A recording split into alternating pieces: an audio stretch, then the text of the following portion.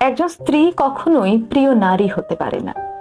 আপনি যদি বেশিরভাগ মানুষকে জিজ্ঞেস করেন আপনার জীবনের প্রিয় নারীকে, স্বভাবতই অনেকে বলবেন মা, কেউ কেউ বলবেন বোন, কেউ বলবেন মেয়ে, আবার অনেকেই বলবেন নানি, কারণ তিনি তাকে কোলে পিঠে করে মানুষ করেছেন। কিন্তু আমি ভীষণ অবাক হই, এমন একজন মানুষও নেই যিনি বলবেন আমার জীবনের প্রিয় নারী আমার স্ত্রী। আসলে বাঙালিদের সমস্যাটা হলো স্ত্রীকে ভালোবাসি বললে মান সম্মান কমে যায়, স্ত্রীর কাছে ছোট হতে হয়, লোকে বউ পাগল বলবে, আবার অন্যান্য পুরুষের কাছে নিজের পৌরুষত্বটা একটু কমে যায়।